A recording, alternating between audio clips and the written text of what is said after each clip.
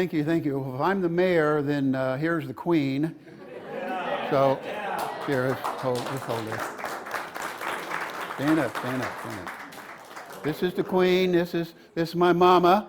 She still lives on the lane. Last one standing, I think, is the way they say that, something like that. So, anyway, I think this thing's going to go right at an hour, maybe even a hair over. I know at least one person has to get out, go to another meeting. That'd be Patty Parker Fortner. So if you got to get up before I'm done, I understand. So anybody that has to leave, that's fine. So I think what I'd like to do is finish the presentation and then ask questions, comments, whatever. I can bring photos back up, so maybe we'll take a 5-minute break after I'm done. Anybody wants to stay, fine. If nobody stays, then we go home. So that'll be up to you. Okay, so let's see if I know how some of this stuff works. Oh, we got to turn it on. Seriously, I've not dealt with this thing before. It's brand new to me. Okay, I'm good to go.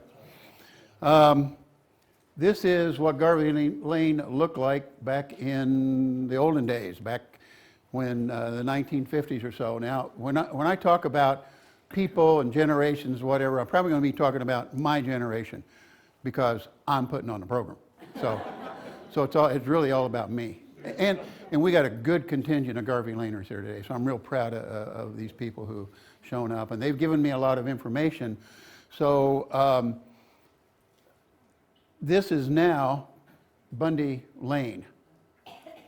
So if you were to go west on John Williams Boulevard, it's hard for me to call it John Williams Boulevard because I grew up on Garvey Lane. My mama was born in the house on Garvey Lane. I'm going to get emotional here. Not really. Anyway, but this, if you took John Williams Boulevard out straight and went across 37, you go about 100 yards or so, you're going to run into this. And this is Bundy Lane. So this is kind of what the lane looked like back in the day. So I want to thank all you guys who had a lot of input into this. And I don't see Clay here, I don't think, but he was one of my inspirations to do this, and I'll talk about that a little bit later. So thanks everybody who had input into this. It's really kind of your program. So here is the agenda for today. We're going to talk about the seedling patch booklet. Joyce, we have, I don't know, you said, where are you, Joyce?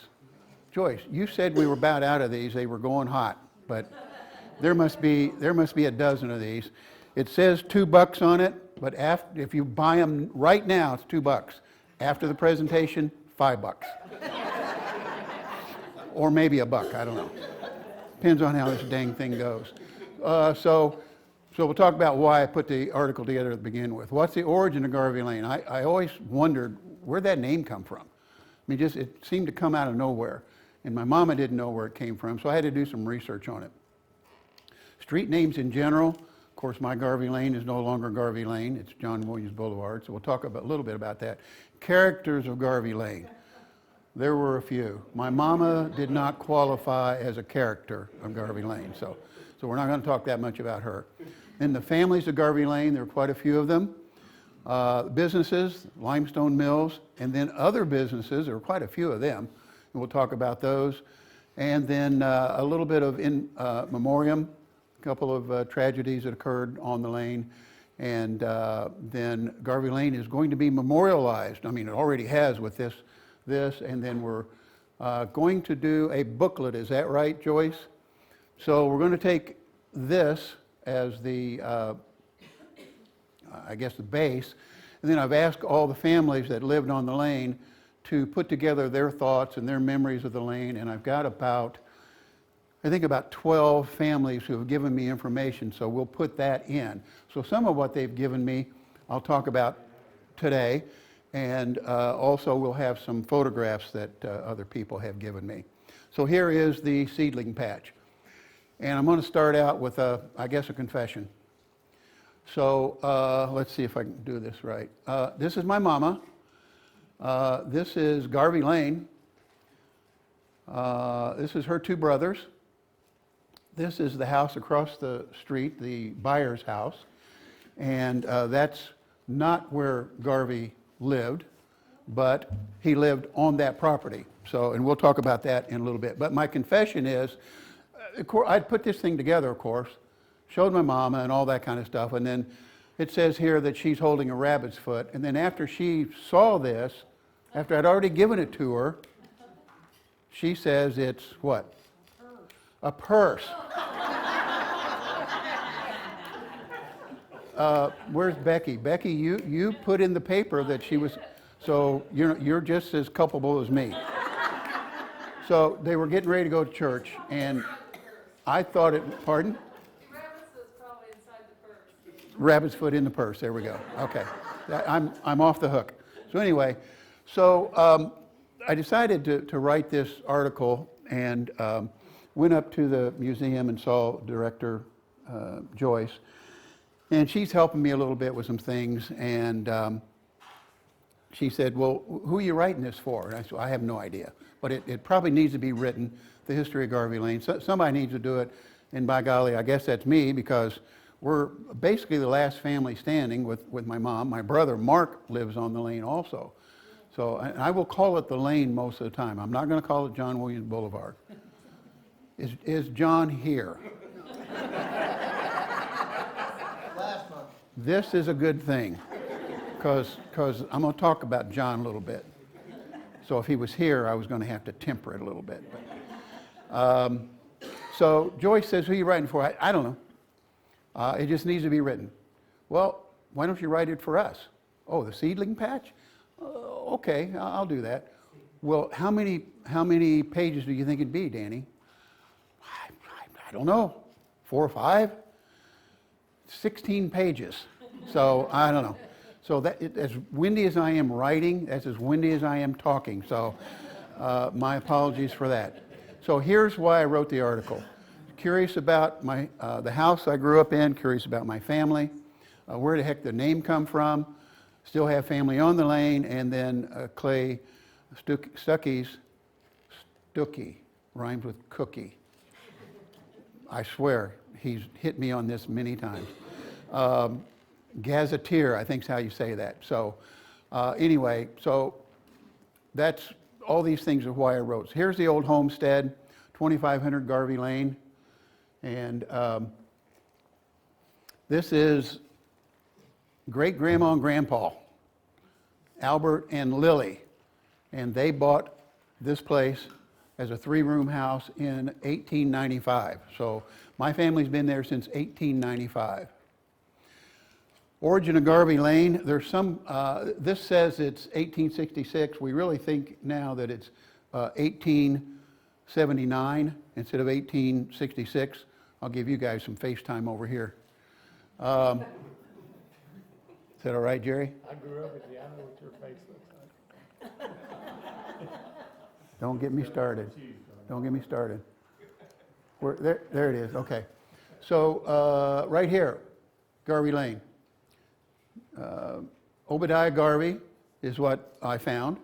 And this is Garvey Lane, going to 16th Street, 160 acres. So here's a little more close-up. Garvey, here's Garvey Lane, S-curve, trestle, 16th Street, Bellback. Narrow gauge railroad. The Milwaukee's not even on here yet. But this is the Monon, although it says BS, O, and B. What does that stand for?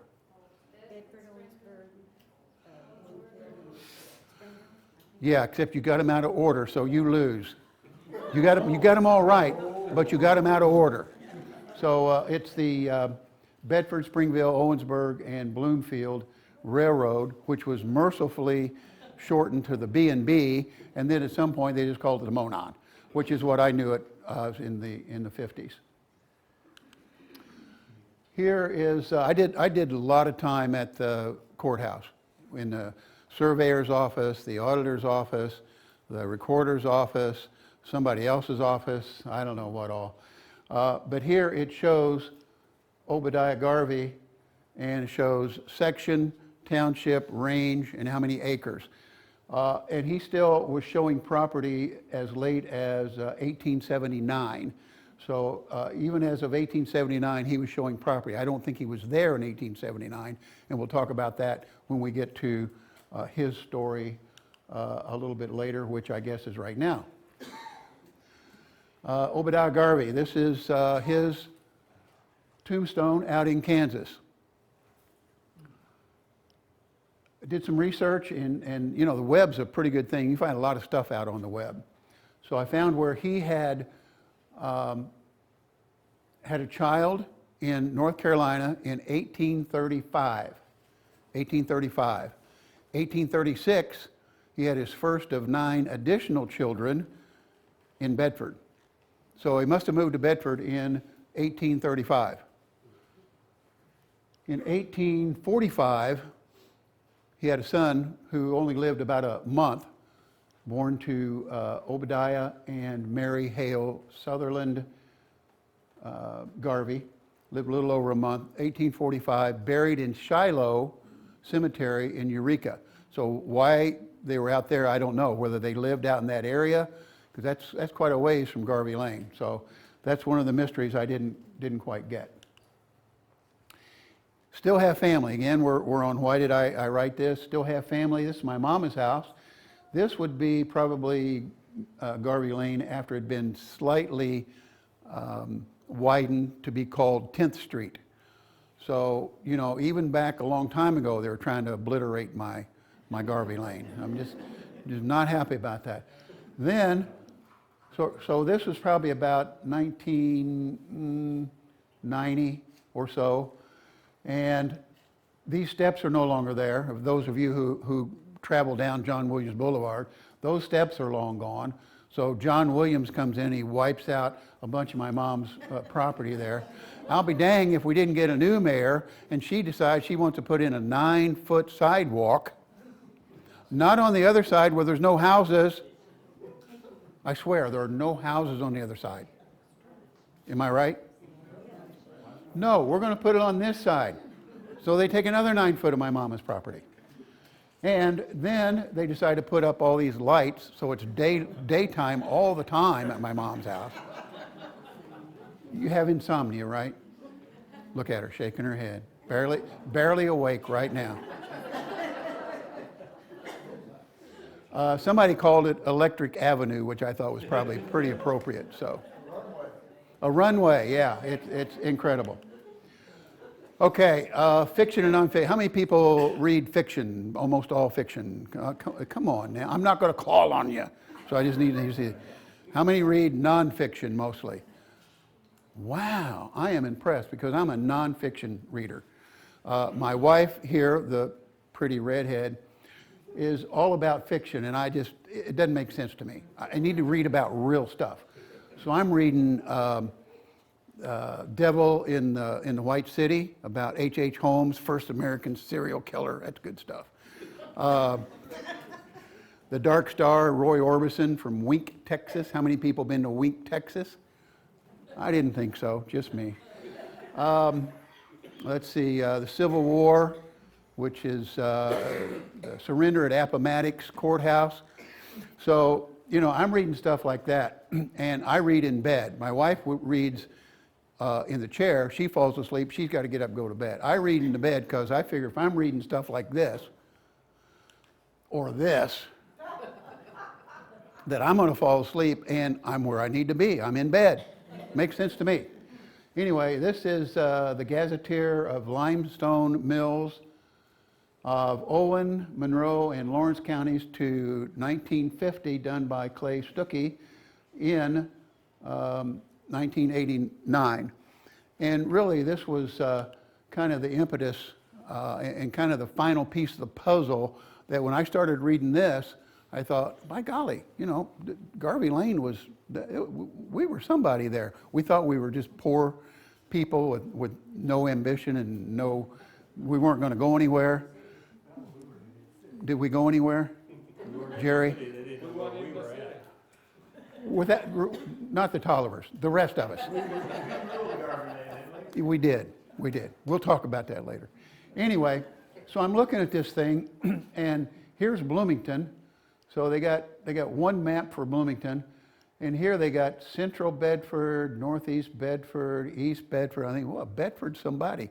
And I'm looking a little closer, and I see West Garvey Lane and East Garvey Lane. Really?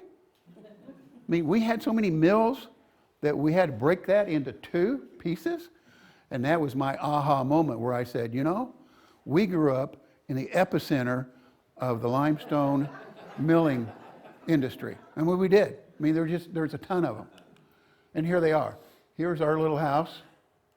And then here's all these mills broken into half. This is Clay Stuckey's stuff. Okay, moving on now. Who cares about street names? Well, I care about my Garvey Lane, and that's why I'm here. Okay, enough for you guys.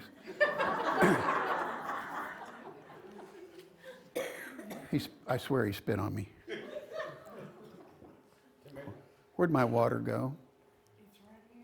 Thank you, sweetie.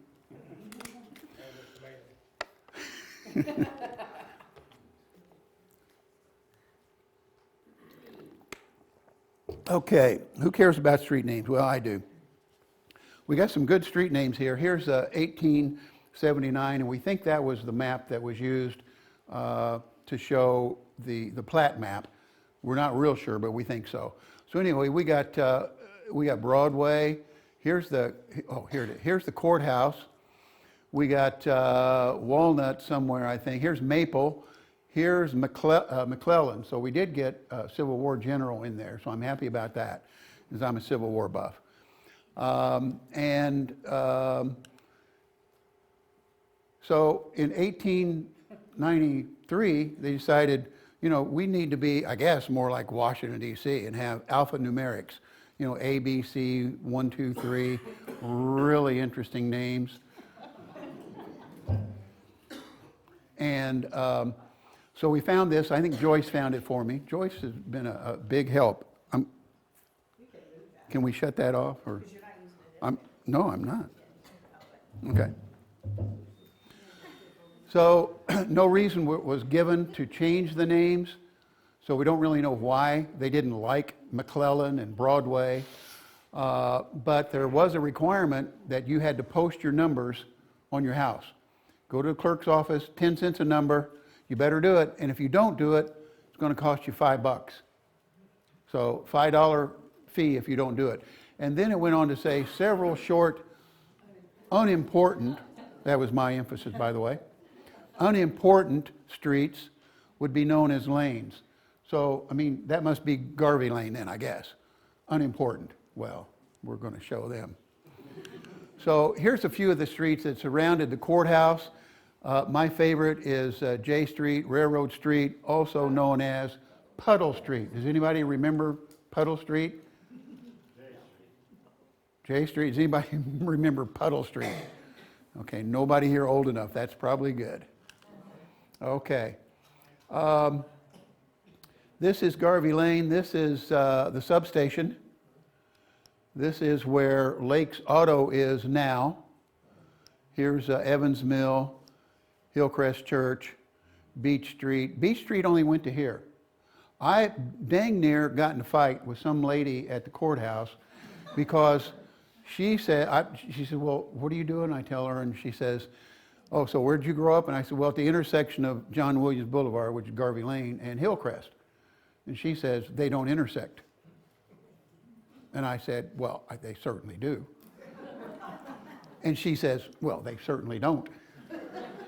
I mean, I may be exaggerating how it went down, but essentially she says they don't intersect. And I said, well, by golly, they do. I was there when they made the road in like 1959 or 60.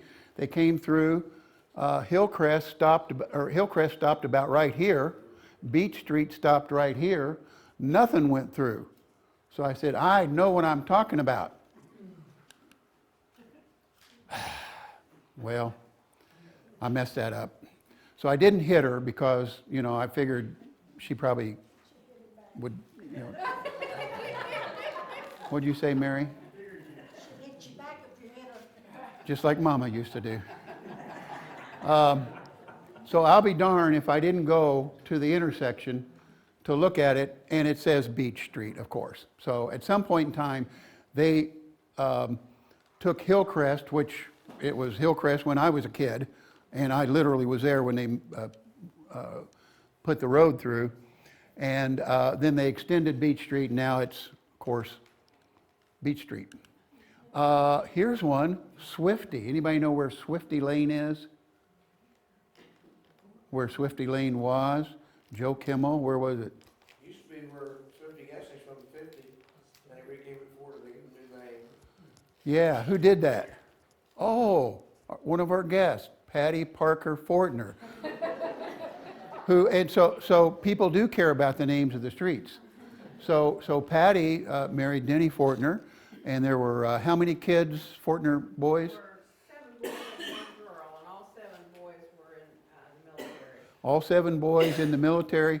Patty goes after Denny passed away. Patty goes before the board and says, "I'd like to change the name." She got the approval from all the other families that were on the lane, and bang, she got it changed. So names do mean something. So thank you, Patty, and I'm sure all the Fortners appreciate that too. Bellback, you know, it's spelled about 6 different ways, and we'll see that a little bit later, but this is probably the proper spelling. You can't get back there now because it's cut off, but we'll talk a little bit about that more. Here's a couple of lanes. Tim Hamilton's here. His lane didn't have a name. Right next to his lane was a lane for Bridwells. So you had 2 lanes back to back. Did you guys not get along or what? That you couldn't have one lane? Not too well. Oh, that's right. I remember you telling me some stories now. Forget that. Anyway, it's now Constitution Avenue or Lane or something, which is right where the Aldi's is going in. That was on the Hamilton property. The Aldi's and the motel. So that is now Constitution Avenue. Where they came up with that, again, I guess wanting to be like Washington, you know. I think Constitution Avenue is US 50, isn't it? And does that sound right? Okay, we don't know. You can't always believe what a map says. Here's a 1987 map. It's got some stuff right, it's got some stuff wrong, because I'm the one that's saying it's right or wrong. Well, actually, I've got some people will verify that. Anyway, this is actually right here where Garvey Lane went to T Street and then took a hard left, went up the hill.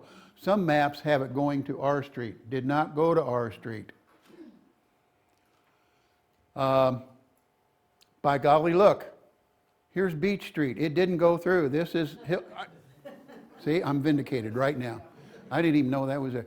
Okay, so the Milwaukee's here now. But here, I've got this circle. This is Bellback.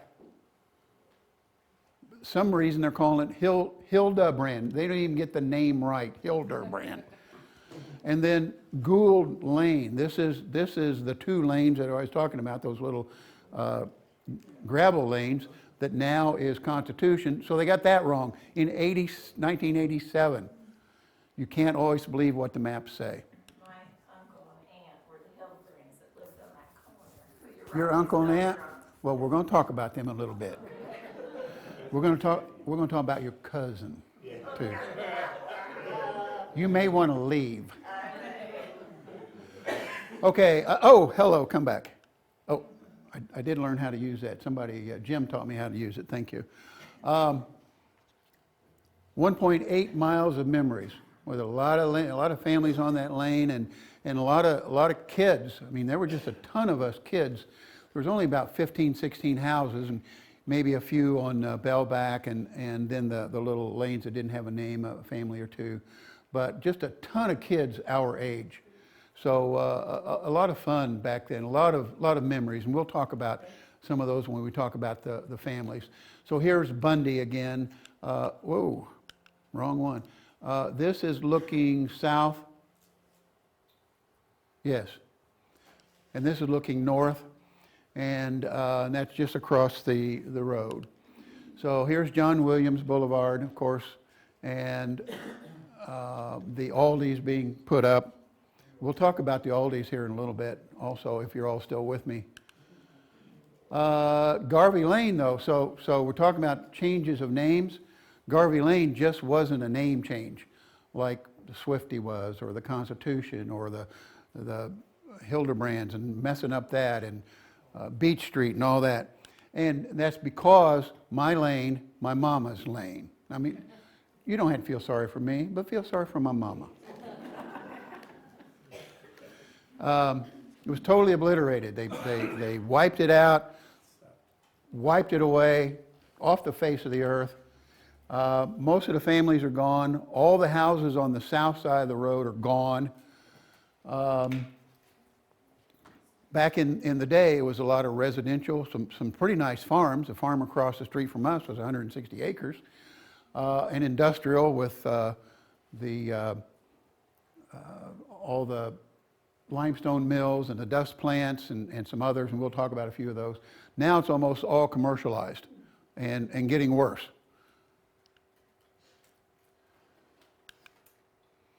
Okay, an incredible amount of traffic on the road.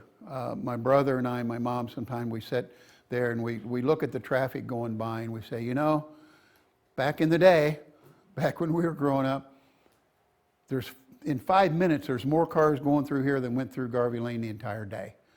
Now, I'd see the Kimmel's, Benny shaking his head, and he probably saw the same thing on 16th Street when he grew up in 16th Street. And just a rich history on Garvey Lane. Here's one person's thought. And Karen Tolliver Keene was one of my biggest supporters when I was doing this. And I'm going to read this, which I normally don't read too much, but I just really loved the way she put this together. Garvey Lane was an old road full of poor families, poor kids with big dreams. So much fun and laughter, happiness, sadness, mischief, and rainbow memories. I think that's the one that got me, the rainbow memories. I like that. We were all so blessed by God himself to be so poor. I'm sure we all have memories in time from Garvey Lane that we'll never, ever forget. So I thought, you know, and she wrote, I don't know, about 8 or 10 pages worth of the Tolliver history, which I'm going to cut that down to about a half page. Anyway, poor. We were all poor. We didn't know we were poor, but we were poor. I mean, no bathrooms, basically, you know, and some of you people know that kind of stuff. But anyway, we were really poor. Here's the face of poor, right here. Well, maybe that's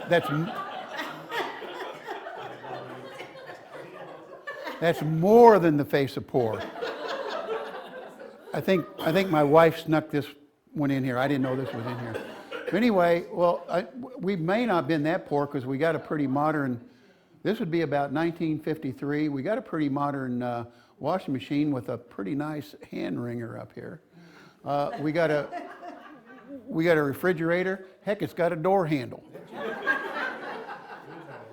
My dad, that little boy, me. This is not pornographic. I swear it's not. That's the beautiful linoleum tile floor here. A rocking chair in the kitchen. Don't know what that. I believe this is a mouse trap. Not sure. And here's one of the reasons we were poor. Too much beer. Wiedemann's, beer of choice. And this is another face of poor. When I did have clothes on, did you make these? You did? I don't know what to say. What? We was poor. My mama says we were poor. We were poor. We really were. Characters on Garvey Lane. There were some characters. So I'm going to show some characters, and I want you to tell me who these guys are. If you are the guy, although I don't think there's any guys here, or if it's your brother or daddy or something, then you let the other people guess. But we're going to guess about who these characters were. First one, the 40s and 50s. Jig Sherrill. Jig Sherrill, that's right. Jigs, they didn't live there very long, but they did live there for a little while. And Jiggs obviously was a character. Everybody in Lawrence County knew him. I think he knew everybody in Lawrence County.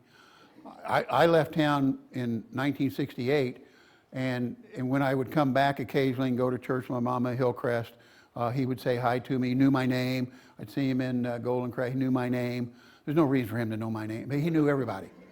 Quite a guy, quite a guy. Supposedly he got his name from, according to his sister, or his daughter, Becky Jane, maybe it's Kathy, one of the two. Does that sound right? One of those, no? Yeah. Neither, oh yes, one of those. That he got it from as comic strip, because his grandma said he looked like Jiggs. I've already made some stuff up, but I did not make that up. So I would not want to be called Jiggs if that's what they thought he looked like. Okay, there was a beautiful tribute in the paper after Jiggs passed away that Bob Bridges did. Said he never met a stranger, and that is absolutely true. What a great guy. One of his sayings, keep smiling. Apparently he was a boxer in the service, along with one of his buddies that was in this article. And if he wasn't at Golden Corral, they don't know where he was, I guess. He was probably lost somewhere, because he was always at Golden Corral. All right, who's this character? Come on, Garvey Laners. Got me on that one. Paul Parker. Okay, we have a winner, Paul Parker. Paul Parker was now I've used the term Esquire, which I think is reserved for attorneys, but he did so many different things, I arbitrarily have given him that title. So some of you remember that he had a car lot out on Garvey Lane, and he always had these little sayings, and here's a couple of them. Here's a string of cars prettier than a line of Las Vegas chorus girls. I like that. But my favorite is, old Parker's cutting prices more ways than a boarding house pie. So that's my favorite. So you can see some of those. So he kept a record of all the cars that he sold. In fact, he sold this 1957 Volkswagen convertible to me. 1968, 100, you remember that, Jerry? We wrote, you're not paying attention? We rode around in that thing. Get your glasses on. $185 in 1968. So this is the only picture I have of it. This is, I'm in Olytic picking up Bob Bowling. Bob and I went to Marion College. So here you got two guys putting all the stuff you need for a whole year in a Volkswagen. You can't do that today. But there was not enough room in a Volkswagen. Somebody put his shoes on top. I didn't know they were on top until I couldn't find them. And one of us, I don't know, either Bob or me, thought we were somebody. One of us had a briefcase, thought we, I don't know what that's all about. Anyway, that's my $185 1957 Volkswagen from Paul Parker, Esquire. Who's this? Oh, yeah. How many people would say this is their favorite teacher of all time? My mama even raised her hand. She wasn't really my teacher. Hush up. I've told her to try not to interrupt sometimes, because she kind of takes the embellishments and straightens them out. She has fessed to me that she never had Dorothy as a teacher, but she was you didn't either? How many had Dorothy for a teacher? Wow. What a great, great lady. She was incredible. And here she signed my yearbook. I have no idea what that was, because I wasn't very good in math. So, I mean, it probably says, if you can read this, I'm going to give you a $100 bill. I wasn't that smart. So for those of you who didn't think she lived on Garvey Lane, she did live on Garvey Lane. This is my mama's property right here. And on the other side of the road, she had moved from 16th Street, where she was for a long time. Her and her brother Dickie moved right across the street from my mama. Who's this guy? Chet Tolliver, that's right. So he's a bonus character.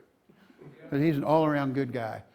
And he's got to be an all-around good guy. Anybody that would buy their daughter, he's got 4 sons and a daughter. Anybody who would buy their daughter an old bus for a playhouse, that's got to be a good guy. Oh, I hear the awes. I love that. I love that. And here's another picture of Chet. Chet, I swear, he would pick up, the Tollivers would come up the hill, pick up the Taylors, take them to Biddy Ball in Olytic. Every Saturday. Every Saturday. There's only 4 teams. So the Tollivers may have been playing the first game. Taylors may be playing the second game, but he waited around.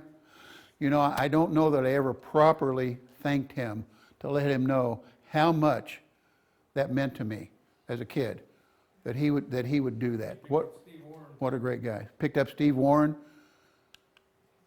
Okay, busing from Garvey Lane, another one that somebody slipped in here. I don't know what this is all about. Here's our bus. I don't know, I think that's a 1954 Carpenter or something like that. They bused us from Garvey Lane. They bused us from 16th Street. Heck, they bused kids from way down on the south side of the town to Shawswick. So was there busing going on in Bedford? Yeah, sometimes I thought, you know, people ask me where I'm from, I'd try to say Olytic, even though I grew up in Bedford, but Bedford didn't want us. They bused my mom. Did they bus you? Got that one right. So they bused my mama even in the 1930s and 40s. They didn't want us. So, but anyway, so I'm not sure where this is going. No, yeah. Yeah, it is. Well, we're getting to that. We're getting to that. Hold that. Okay. So here's Jess Staley, great guy, great bus driver. Here's a one lane under. Anybody know where this is going? Yeah, I think we know where this is going. Many, this is not the trestle, but this is about as wide as it was. And this is not the bus, but it was the bus I showed you earlier. And that leads us to the bonus character. The bonus, and who is this? Nancy called me, said she couldn't be here. She was real sorry. Glenn apparently couldn't make it. But look at that nice little crew cut thing. I mean, I was always jealous of that because I couldn't get that done because Mom and Dad just whacked it all off of us. Anyway, you are right. This is Glenn Hildebrand. And so the story goes, and we're going to have a lot of verifiers for this, is that we had a substitute bus driver. Is his brother-in-law? What is Jess's brother-in-law? Okay, Jess's brother-in-law. He's gonna take us to school. So he goes down Garvey Lane, and the always turned around at Ralph Rogers, right where the 2 lanes were, where Hamiltons would come down, Roars would have to come down the hill. He would turn around, go back up Garvey Lane. Sometimes we'd miss the bus, we'd get it on the way back. Glenn is right up behind the bus driver. No, we don't turn around there. We go to 16th Street. Isn't there a trestle there? Oh yeah, but we go through that all the time. Yeah. So the bus driver gets in there, gets stuck. I'm not sure, was there damage to the bus? Yes. Yeah. Crease the top. Creased the top. Oh, I don't remember that part. But anyway, so the next day, well, he has to back the bus up. He can't go through, can't go to 16th Street. He backs it up, has to back it up, go around a 90-degree turn, back it up Roars Hill, and then down and get back to Ralph Rogers. The next day, Jess was not a happy camper. Jess stopped the bus at one point and He got everybody on all the way down to Hamilton Lane He- and backed up into Ralph Rogers Drive and stopped. Yeah. Shut the bus off. He- And it was quiet. He, you could hear a pin drop until he started talking, and then all you could hear was screaming. None of us said anything except we pointed to Glenn. Glenn did it. Glenn did it. That's our Glenn story. Oh, wait a minute, it's not over. Okay. Lessons learned from Glenn. Big boy type magazines. Glenn had big boy type magazines. I mean, his mom and dad would not let him have them in the house, so he had them in the garage. So we would go to the. No, that's not what you think. No, these were hot rod, street rod. Yeah. No, I'm serious, because he was into fast cars. He had a 1950 V8 Ford that I know would go 95 miles an hour because I was in the car. I think that was the second time I was in his car, and that was the last time I was in his car. Did not get back in there with him. And yeah, we're going to not talk about it anymore. So now, how was Garvey Lane transformed? They first started talking about Garvey Lane or getting another east-west thoroughfare through. Wasn't sure exactly where it was going to be in '83.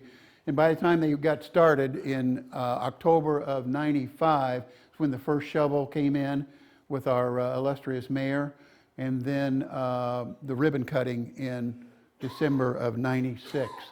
So here, this says, Garvey Lane dwellers make way for progress. Well, so who knows where the Willis Tower is? Who knows where the Sears Tower is? Okay, many more of you know where the Sears Tower is. So I'm saying, you know, this is, the people in Chicago don't call it Willis Tower, they call it the Sears Tower. So I'm calling John Williams Boulevard Garvey Lane, period. That's the way it's going to be. So in our mayor, he says something, I can't read that, he says, full steam ahead, damn the torpedoes, or give me liberty, give me, what does that say? Oh, it says, can you dig it? Okay. So he turns the first shovel and says, can you dig it?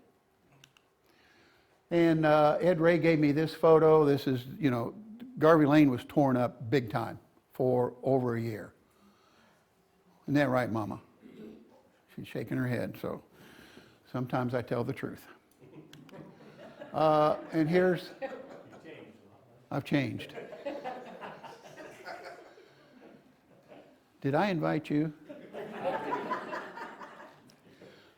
Here's another picture of Garvey Lane as it is now, or as it was back then. Garvey Lane today, as you can see, Kmart or Walmart, Evans Mill. Here's the power station. Here was where our family was for Lakes Auto, etc. Here's Bundy Lane now that's cut off. And the Bundys lived where the Smoking Jims, I think it is now. Okay, so here's probably the best picture I can show you of Garvey Lane then and now. So this is the house I grew up in. I hated that red siding, by the way. Did I ever tell you that, Mom, that I hated that red siding? I hated that red siding. It was that asbestos type stuff. I mean, if it is supposed to look like brick, it's a poor person's brick. Really poor. Anyway, this would have been about 1980, and this is Garvey Lane. This is Hillcrest. Is the lady that I was arguing with at the court, is she here? She's not here? This is Hillcrest. Well, of course, now it's Beach Street. But you can see, here's the crest of the hill, right here, and the crest of the hill. So this house was probably about right where that sign is. So that's then and now. So then December 14th, 1996, I think it says he's cutting the ribbon. I think he's doing a jig, don't you think?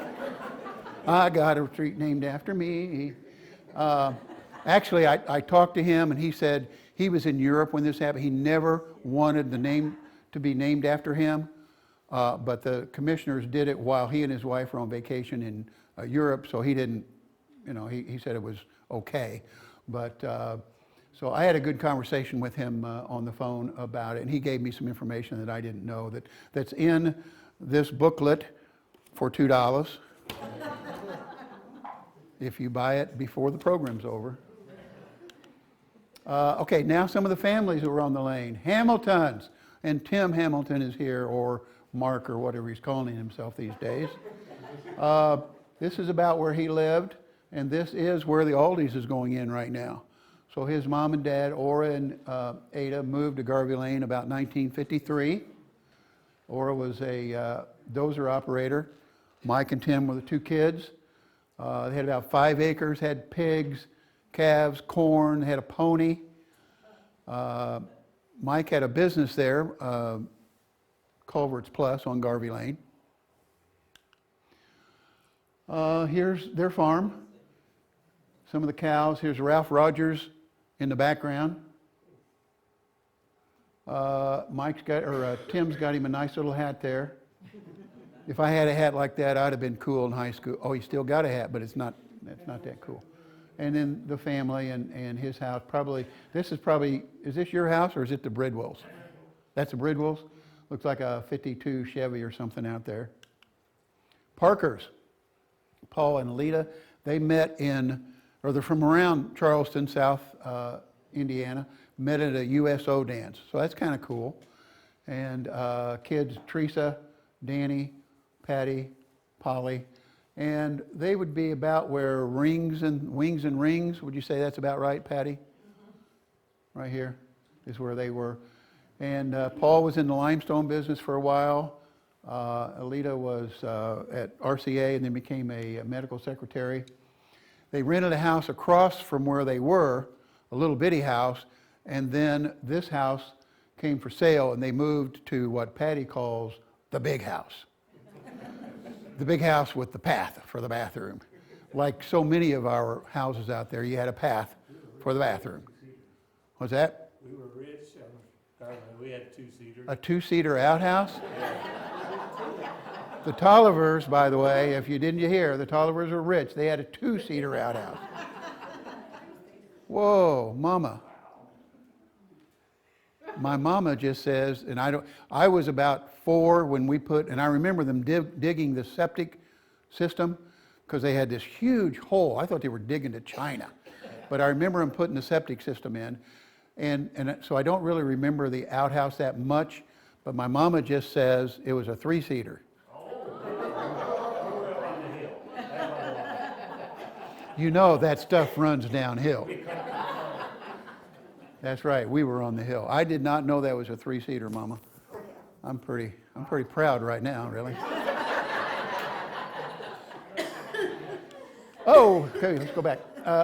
So Paul had his used car, so I don't know how many hundreds of cars he must have sold. Patty said sometimes after reading these messages that advertisement he'd put in the paper, some people would stop by just to see if he was some kind of nutcase. What was the answer to that? He was. He was a nutcase. Okay, he was a nutcase. They had horses. They had Sonny Boy.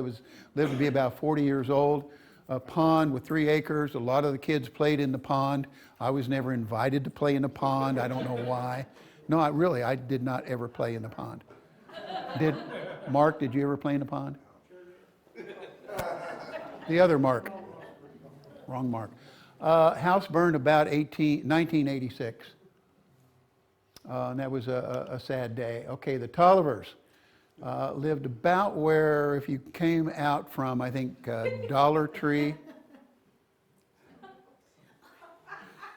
If you come out from about where Dollar Tree is, there's a little for sale sign out there now. I think that's about where your guys' house was.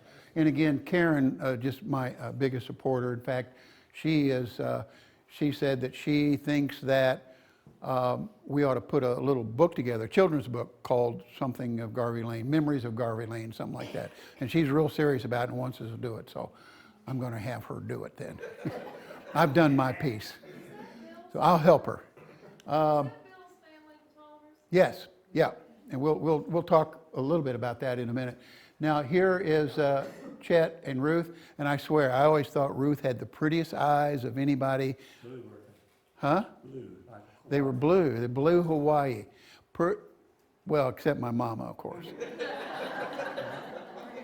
And my wife. And Suzette Corey and 3 or 4 other people. Okay, no, she had beautiful, beautiful eyes. I really liked your mama's eyes. And now here's, what, He's okay. I'm gonna, you gave it to me. No, maybe your daughter Pam gave it to me, I think. So here's Jerry. I think he's got a wig on. no, No, your daddy's got a wig on. I have got one. Okay. That's me. I'm not going to say it. Jerry, his wife, Ruth Ann, Pam, Chuck, and Chet. I don't know. Nice hair, Chet. I mean, I don't know what to say.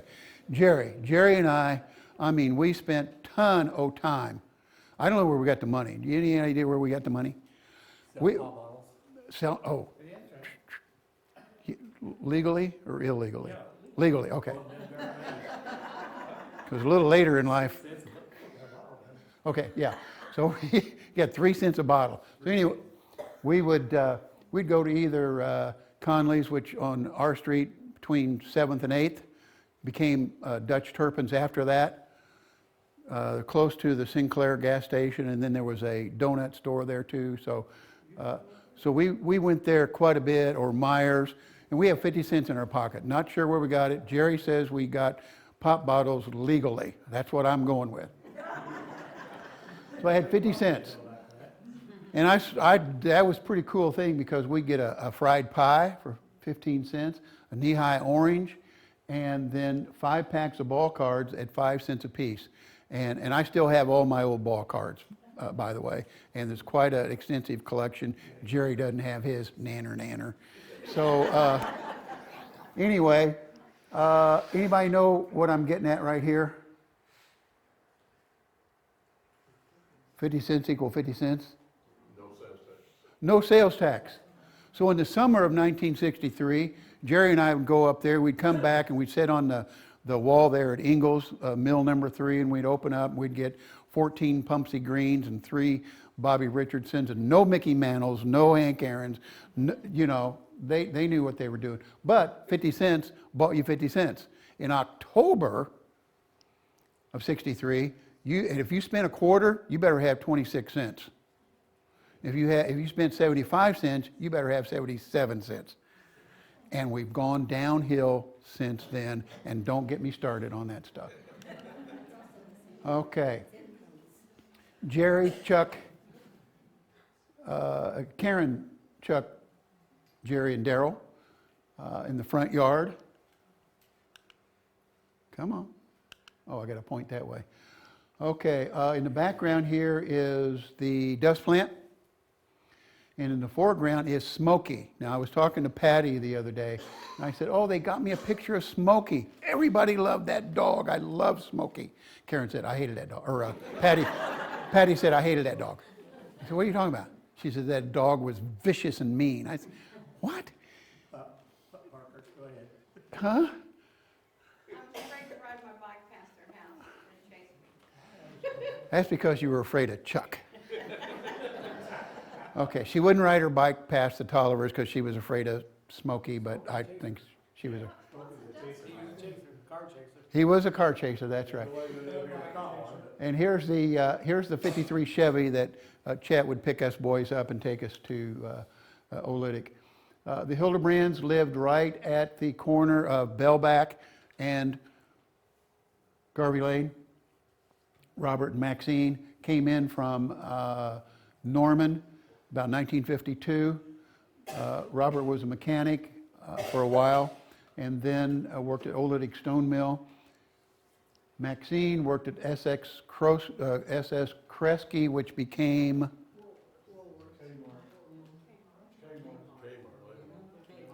Is it Kmart? I thought it was Kmart, but Yeah, when they moved out from uptown. okay, so I think it became Kmart. Okay, so you guys are passing the test, most of you. I heard one wrong answer, I think, but I don't really know. Yes, sir. Spelled wrong. Pardon me? Look at the picture behind you.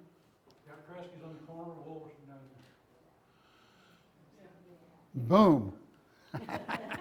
So, you're right. Okay, so they were one of the last families to move out of Garvey Lane in the late 80s, but not the last, because my mama is still there, of course, as well as my brother.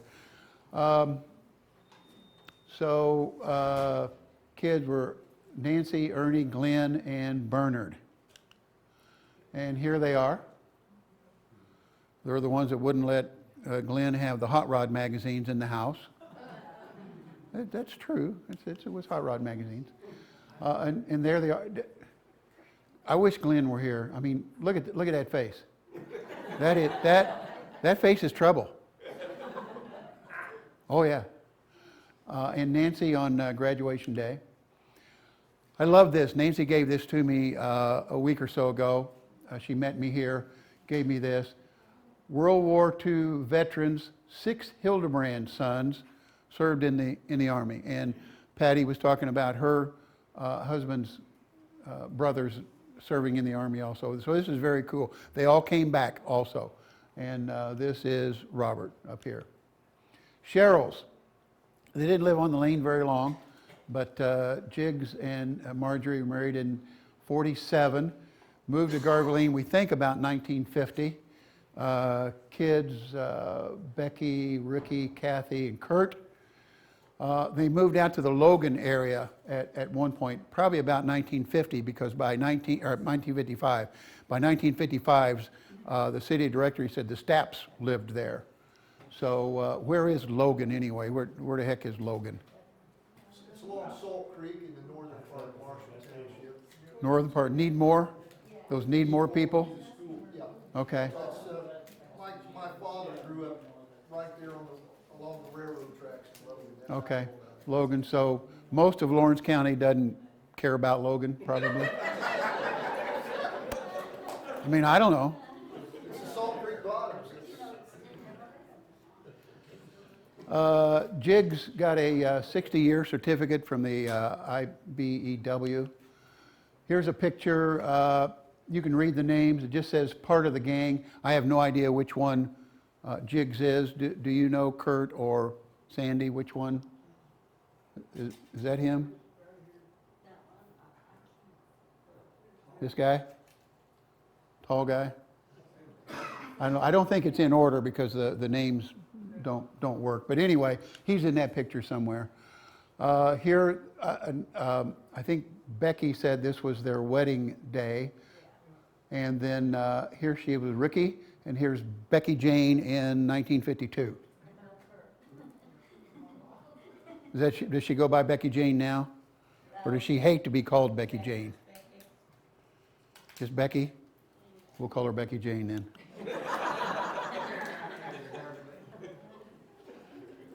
I'm done with the Tollivers.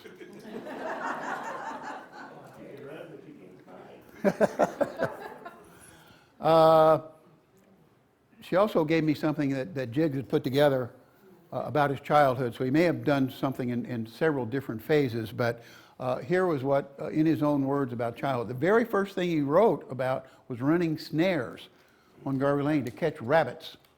And we did that too on Garvey Lane. In fact, I think they were running the same time my dad was running them, and sometimes my dad would come back without a rabbit, and I think maybe Jiggs might have been running our snares. I don't know. That was the Tolliver. The Tollivers running our snares? That was the Tolliver and Jiggs. Oh, the Tolliver and Jiggs. Yeah, Jiggs was a Tolliver also. So they would dress them and sell them for about 15 cents and buy kerosene. He started running them, I think he said, when he was like 4 years old with his grandma and maybe grandpa. And would run them up in the north end as well as on Garvey Lane, not just Garvey Lane. And then he got a little older, he washed bottles at the Kern Dairy Farm, and he got 25 cents a day and a quart of milk. That's pretty big stuff. But back in the day, that's probably decent money. I mean, you couldn't find a job. I mean, that was probably in the 30s, Depression. You couldn't find a job. Here is a picture of a snare. This is not the way my dad would set them, but the concept is essentially the same. You have a stick, you put an apple in here, you put this to catch the little guys. Is your daughter asleep yet? You might want to hold her eyes. It'd snap the apple, and it would pull the trigger, and you can see kind of what happens with the sassafras stick. That's the way my dad did it. So that's kind of the concept. The Stapps lived right east of where my mom lives now, and between that and my brother's house, who's right here. They came on the lane about 55, it looks like. Gene had a beauty shop there, a two-chair shop, I think they called it, something like that. Jim was a machinist at Divine Auto forever, and then I think they may have closed or something, and he went to work at E&M on Garvey Lane. Tim and Scott were the kids. We all drank out of garden hose back then. You know, there were so many of us kids, they wouldn't let you in the house, particularly the Taylors or the Tollivers, you know. The Kimmels, they ran wherever they wanted to, but they would, and nobody else let us in the house, so we always drank out of these garden hose. We got a coach, yeah. Only one we had for months. We was good to 10. You're excused. So garden hose, and as far as I know, nobody ever got sick out of drinking out of a garden hose back then, because we all did it. And we had baseball games there. I mean, we had every morning till night. I mean, back then, your parents didn't care where the kids were because they knew they were safe. They were with other kids. You can't do that today. But we had a baseball team back then, and anybody remember the name of our team? No. Do we have a name? I think it was the Garvey Lane Rascals, that's it. We were oh, wait a minute, that's not us. The reason that's not us is because we couldn't afford uniforms, because we were poor. So anyway, here's us, and I brought the little picture somewhere, so I'll leave it up here for afterwards, but I'm going to rip these names off real quick. How are we doing on time? Keep going. Scott Stapp, David Sutherland, Tim Stapp, Jerry Tolliver, rabbit ears, boring. Danny Taylor, Mike Hamilton, Benny Kimmel, Mark or Tim Hamilton, depending on what he's going by these days. Ricky Baker, Bobby Taylor, Chucky Tolliver, embarrassing, and Jamie Taylor. So either Jerry or his daughter got me this picture, I forget which. So that was our baseball team. We really didn't have a name. We didn't really play anybody else. We let the kids from 16th Street come over there occasionally, and we'd beat them up. I don't know how Ricky Baker got there. Where did he live? Would he ride his bicycle over there? Yeah, sure. Okay. Did we beat him up?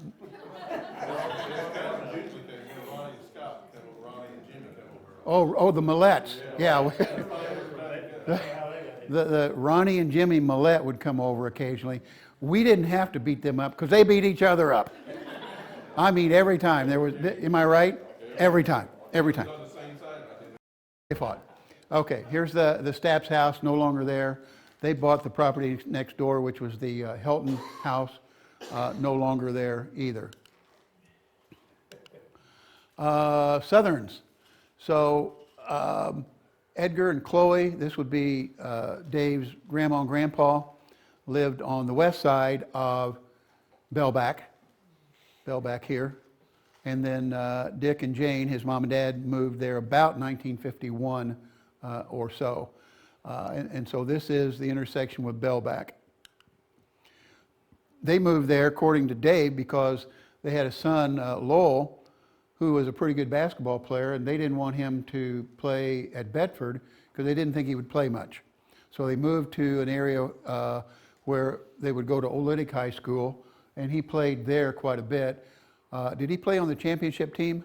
No, he played on the team in 51-52 with Austin Pritchett. Played 51-52 along with Austin Pritchett. I think Olynyk won the tourney in 53 or 54. 54, okay. So he was a pretty good basketball player. They moved there where they already had a son, Dick, who was there, who had moved there in 51, and their kids, Kay, Dickie, Diana, and David. Small 3-room house, sounds like the house that my mama grew up in. Small, no inside plumbing, reoccurring theme. But they did have a creek and a cave. I don't think these two necessarily went together. It just happened to be the order I put them in.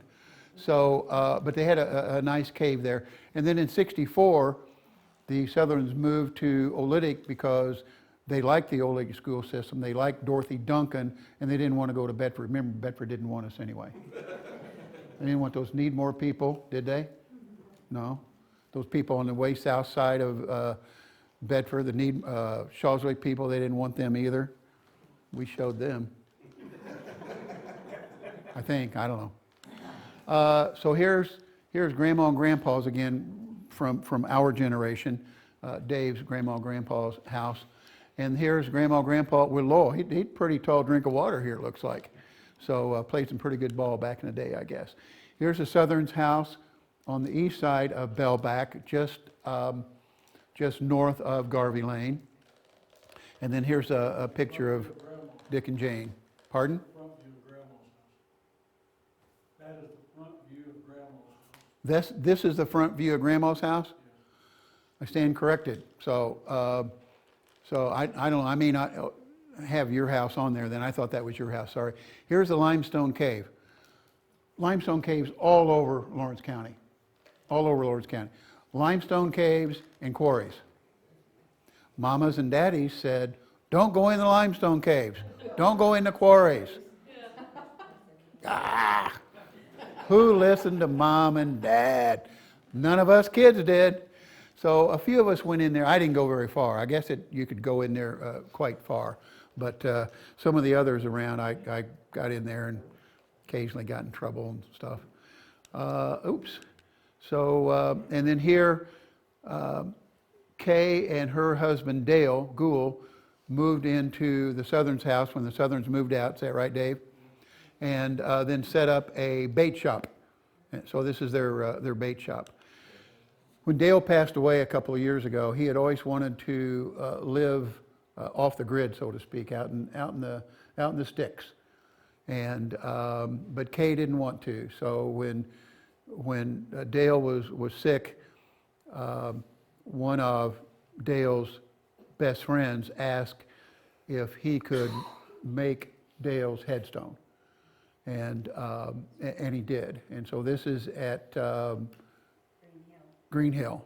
I can't keep all these names straight. Thank you. This David Egan is the one that made that. who? David Egan. Okay, David Egan. I couldn't think of that. David Egan had limestone, did some limestone business up in the northern part of the county, I guess, and he's the one who did this. And Kay was quite pleased that this was done. Vases were put in about a year later, I think. So here they were in '09, I think. And now this is in front of your house. Is that right, Dave? Yes. Okay, so I got one right. Okay, the Morrisons, is Gary here? Gary didn't know if he could make it. I didn't know about the Morrisons on Garvey Lane until I had something in on Facebook or somewhere. He got a hold of me. He said, my family grew up on Garvey Lane. So his grandmother and grandfather were from Chicago and moved to Bedford in the 1920s. In 1935, they moved to Garvey Lane, and we're pretty sure they moved into what became the Tolliver's house. He wasn't real sure, but we've driven around a little bit, and he said, I'm pretty sure that's it. It was right across from the gun club and from the CCC camp that we'll talk about here in a little bit. So, and then they moved away in 42. So Gary's father remembers being on Garvey Lane very explicitly. In fact, what he remembers most is going across the road at Christmas time. Remember, we were poor, and an orange meant something to us, or an apple really meant something. So they would go across, and pears, we had a lot of them. We would go, they went across the street, Gary's dad, and got oranges from the CCC people. So to this day, Gary said his father held oranges in reverence. He would touch them and peel them and really looked at them as something special from his days on Garvey Lane. I'm sorry. I gotta go. Bye, Patty. Bye. Good job. Bye, Patty. What'd you do? Nothing. Nothing I wouldn't say in front of my wife or anything. Thank you. You got to head out too? Okay. Yeah. Enjoyed it. Okay, thank you. Appreciate it. Okay. So here are the Rays, Bernard and Lucille. Lucille was a Higgins. Lucille's mother was Luna Higgins. Keep that name in mind. They were married in 42, had a son, Butch. Ed is here today. Ed lives on Garvey Lane now in the house that his uncle and aunt lived in. Bernard worked for Bedford Dairy for a while. Lucille worked at RCA. And like I said, Lucille's parents lived next door, the Higgins family. And that's the house that my brother Mark lives in today. Bernard then had Ray Standard Station at 16th and L. So there's Bernard, his wife. Here's Butch on a horse on Garvey Lane. A lot of horses on Garvey Lane, a lot of farms. And then there's Butch's Navy photo. The Roars lived on Garvey Lane, probably about where the highway is now. Clifford and his wife lived with his parents. So this would be our kids, the kids our age would be Fred, Clifford, Mike, and Susan, and their parents were Clifford and his wife. They lived with his parents, so they lived with Grandma and Grandpa. They were my dad's cousins. They were your dad's cousins. The Roars, yeah. The Roars, very well, okay. Why didn't you tell me that ahead of time? Because I didn't. Okay, that's okay. So, Did you consult me on anything? No. Did I live on Garden Lane? No. I withdraw the question. I'm running the show. Clifford's father worked for Indiana Limestone Company, and they leased a house and 40 acres for $1 a year from his company that he worked for, Indiana Limestone Company. They got their water from a spring. They didn't have indoor plumbing or even indoor water. So at some point in time, they got that. On to the buyer's property. This was right across the street from where I grew up. So my house would have been about right here. And here's 160 acres that became the buyer's property. Joyce and her husband, Jess, and their son, Jay Warren. I'm guessing that, and this we think is a 1879 map. We think this is where the house was. My mom remembers seeing the remnants of a house. I never saw the remnants of the house, but I was able to see the Gardner Cemetery, that when I was walking back to Bellback, we would walk past the Gardner Cemetery. And I'll talk about that cemetery in a few minutes. So here's their property. Son Jay Warren, he worked for a Crane Naval Ammunition Depot, and he had the Stone City Gun Club up until he got a little ill. Here's Joyce. Now here's my mom and dad, but the reason to show this is the house in the background. This would be there was a beautiful two-story house that the buyers had. In fact, my great-grandpa, Albert, helped Jess build this house. Is that right, Mom? God, boy, I'm smoking now. And this picture would have been taken from our front porch or house, showing their big barn that they needed because they had 160 acres. So they must have needed a big old barn. And a 52 Chevy or something. Chevys must have been the order of the day. Here is, oh my golly, there is our Joyce Shepherd. I don't know how that, Joyce must have slipped this in here because she just fessed up that she did. She put this in here somehow, I don't know how she did. But this is 5th Street, and so the Gardner Cemetery is just off of 5th Street.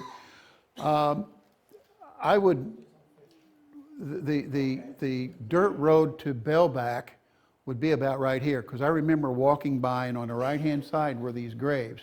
I remember looking at the graves, and I remember some of them were in the 1840s and 1860s, but one of them was 11 years old, one of them was 9 years old, I think, one of them was 1 year old, and I'm thinking, what in the world? You know, how did that happen? Now, I never could find a connection between the Gardners and the Garveys, and I did a lot of research on a lot of different names, but I couldn't hook those together. So I'm not real sure where the Gardners came in here, whether maybe they rented the house or what, but I could not find a property that they would have owned.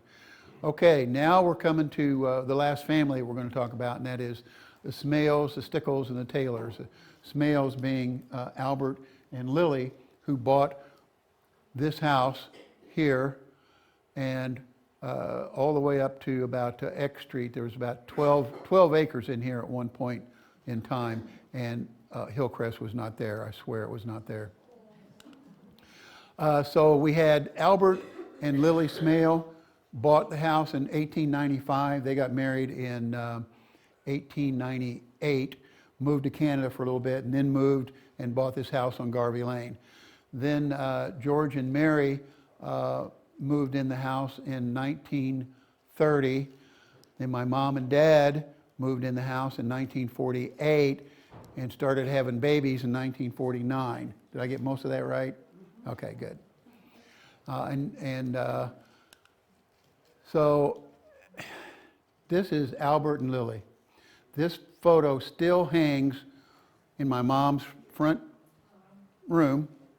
This is Albert. This is Lily Delight Byers Smale. And as a kid, I never did. I don't think I ever asked my mom, but I always wondered, why do we have a photo up here of two men? I swear. I mean, look, they both got nice ties on. They got their short hair going on. I don't know at what point, but I mean, at some point in time, of course, I realized that was my great-grandma. But I swear, I thought that was two men. Okay, the next generation, this would be my mom's mom, be Mary Evelyn Smale Stickles, Steele, M-E-S-S-S, mess. She wrote this on this photo. This is probably about a 1920 photo. It says, "The Plantation." So this is a barn, no longer there. Well, none of this is there anymore, but this barn didn't last very long. We've got a little story about it here in a second.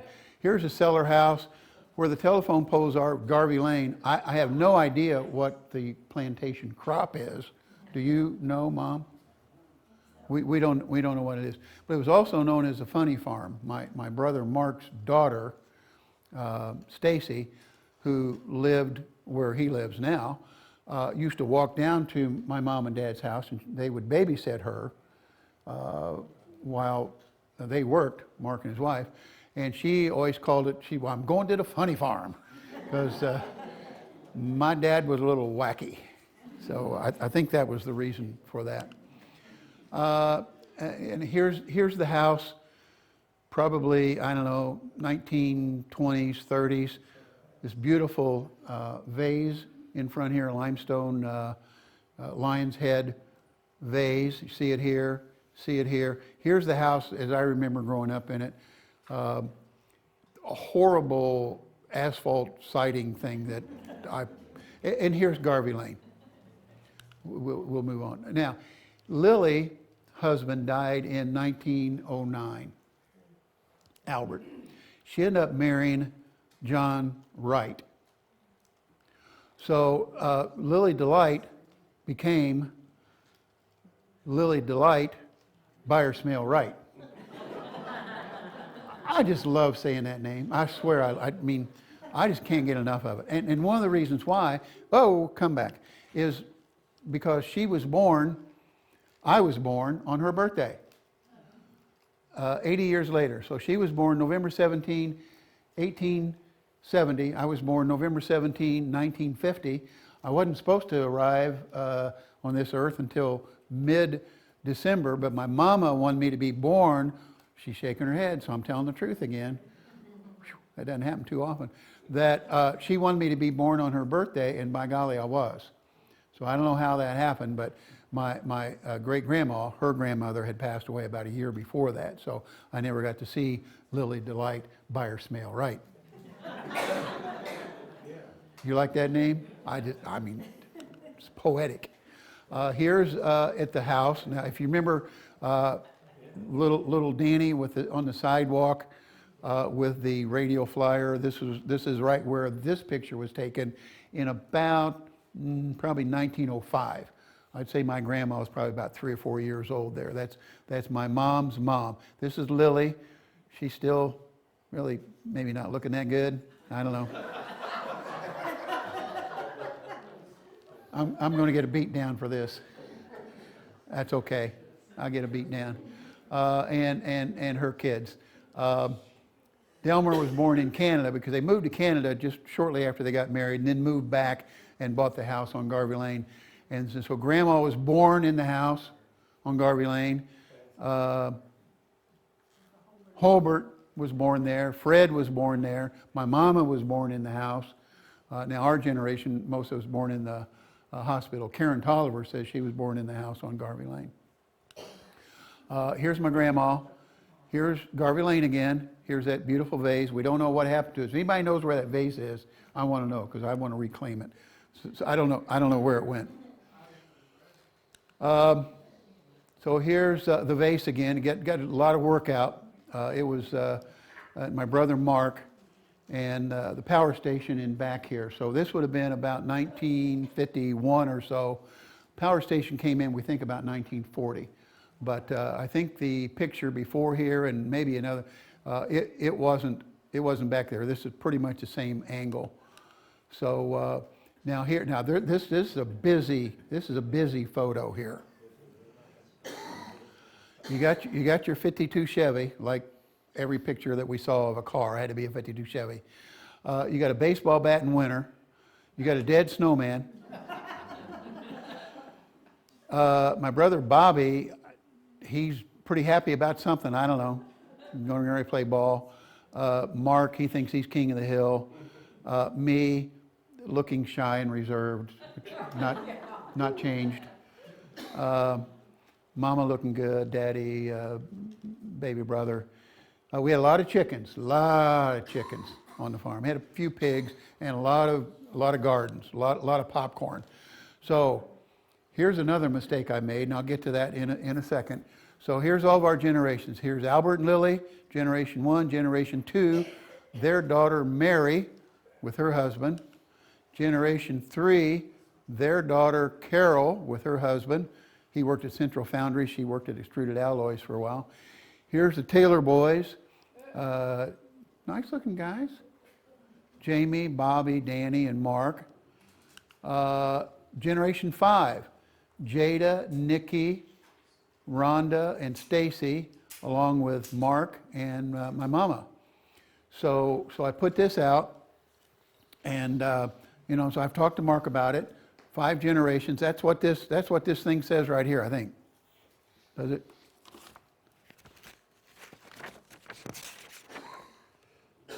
Yeah. Oh, I went backwards. Garvey Lane transformed limestone mills in 5 generations of family. So Mark says, well, that's not right.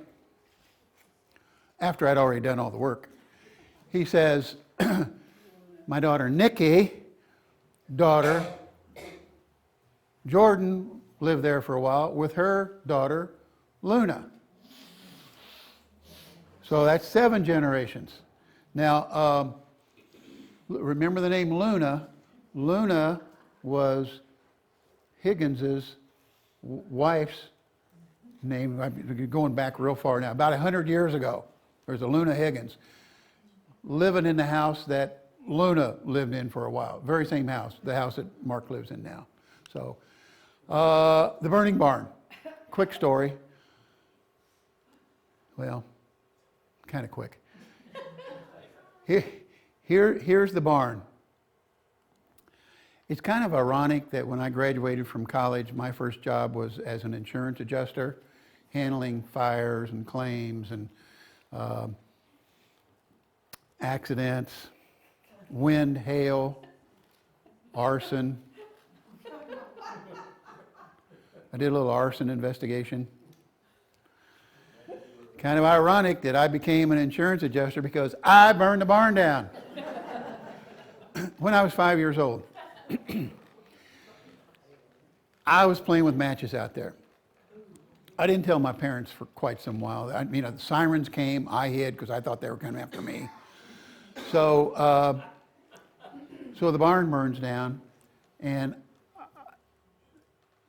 the fire chief comes out there and says, well, it must have been spontaneous combustion. Because there was hay in there, because we had George Dalton's horse, if anybody remembers George Dalton. He had to move his horse across the street to the Byerses because I burnt the dang barn down. Anyway, so it must have been spontaneous combustion. And if it wasn't that, it probably was a spark from the train, because the train, it was 50 yards further south and down 12-foot embankment. Yeah, it's probably the train. So I was off the hook. But my conscience caught up with me. This is how good a guy I am. I finally fessed up at age 21. After I became a claim adjuster and started investigating arson. I wasn't an arsonist because arson would imply intent. I did not intend to burn the barn down, but it happened anyway. So, and when I was 5 years old, it was very traumatic for me to be 5 years old. Not only did I burn the barn down, God, I hope not. Jerry wanted to know if I was with him. Oh, we might burn it down? No. Okay. You're off the hook. It was traumatic because I burned the barn down. In the fall, I started school. Then my mom tells me that her grandma is buried in popcorn. What? We're going to go see Grandma. She's buried in popcorn. For a 5-year-old, that's traumatic. Now, I tell this around Indianapolis. I live in Greenwood. I tell this around Indianapolis occasionally. Everybody, thinks, and so I wasn't sure whether you guys would just say, well, of course she's buried at the Byers Rainbow Cemetery. But, to a 5-year-old, that was pretty traumatic. Here's some other families on the lane. I'm going to rip through pretty quick because I'm probably over on my time. Here's our house. Here's some of the limestone businesses. The only limestone business that was on the lane when my grandma and grandpa, Lily Delight, Byers Mail Right, were there was the Climax, right off of Garvey Lane. And our house that's where our stone came from. That's right. I remember Kathy telling me that the house that the Sherrills live in now, Kurt and Sandy, that stone came from the Climax Mill. Thank you. I was going to mention that, but forgot that. So let's see, where are we here? So, okay, so the row mill is here. This is Ingalls Row Mill. This is the Ingalls McLaren Mill. And this is where my grandma and grandpa met. They met at the Row Mill. So by 1927, when they got married, now, 30 years later or so, there's now 7 mills on the lane. So for some reason, Garvey Lane attracted all these mills, probably because all the good salt of the earth ethnic workers that were there, they could draw from them. That changed with the boomer generation, I think. But anyway, this is kind of special to me also. This is Carl First. It was right behind our house. I couldn't hit a golf ball from our backyard to there, but Tiger Woods probably could. I mean, it was that close. Now, Jerry and I did spend a little time messing around there, and we won't talk about that too much. But anyway, then it became Summit and Evans, and now it's just Evans Mill that's still there today. So here's the Monon Railroad. Here is Garvey Lane. Here's Parker's insurance agency that was the Ingalls Mill.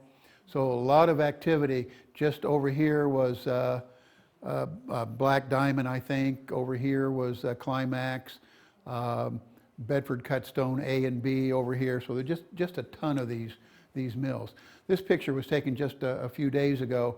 If you remember, I just said that the Monon ran between Garvey Lane and the mills. Here's McLaren back here. Here's the row mill. And that's all but obliterated now, of course. Here's just another picture showing the Monon. Here we go. Here we go. Monon. Here's the Milwaukee. So it went on either side of the row mill. T Street. Garvey Lane did not go past T Street. Came here and made an immediate turn north. Here's the Ingalls Mill at T Street. This was taken by Clay. This was in the 80s, and this was just a couple of years ago. Some of those places have been, if they weren't torn down, most of them have been repurposed, which I know a couple people in here belong to Indiana Landmarks, which I do also, and one of our missions is to repurpose buildings that may have some history behind them. So some of them have been repurposed. Here's the dust plant. I swear I didn't know it was called Bedford Ground Limestone. Everybody called it the dust plant. I mean, I didn't know that's what it was called until I did the research on this thing.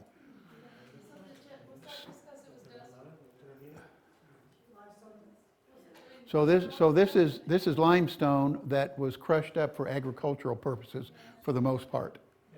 So we would play in this limestone dust.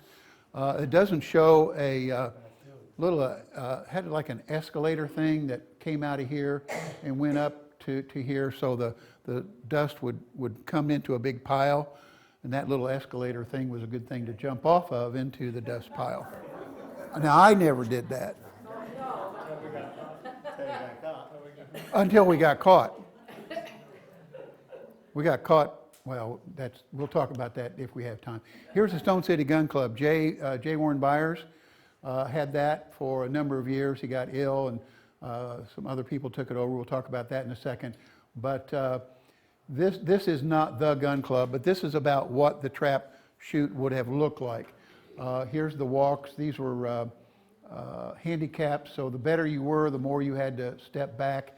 I sat in a little trap house like this with water and bugs, occasional black snake or something, I don't know.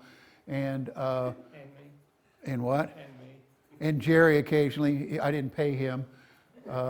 Jerry would sit with me occasionally, but I wouldn't pay him any of my $5 that I got for the whole day of sitting there. Mark, on the other hand, got to sit up here and score. He would pull and score. He got $10 a day. And I don't know why his job was more important than me, but I tried to do this job where you would pull and score, and I couldn't, like multitask like he could. So they put me back in the little house. Oh yeah.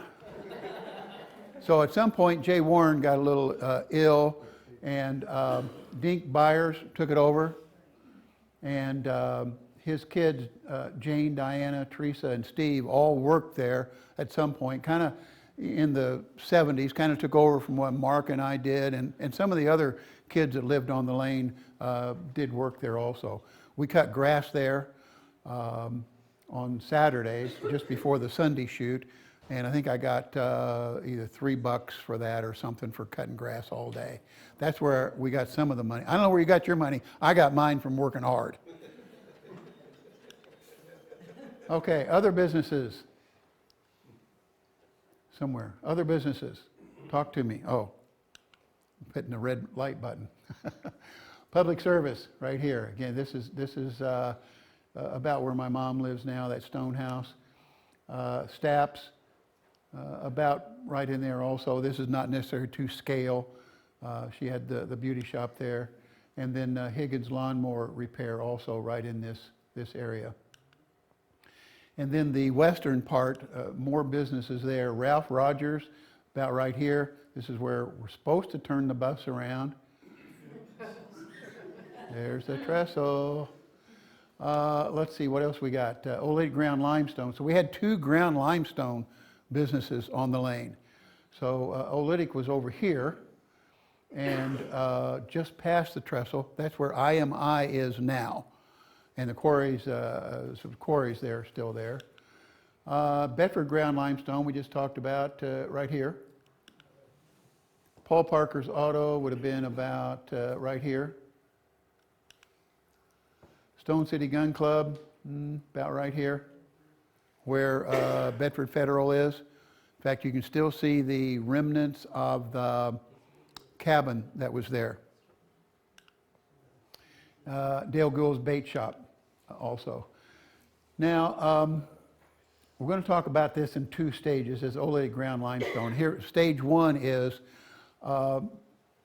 there was a drowning there, and I'm going to talk about that in a second as in memoriam.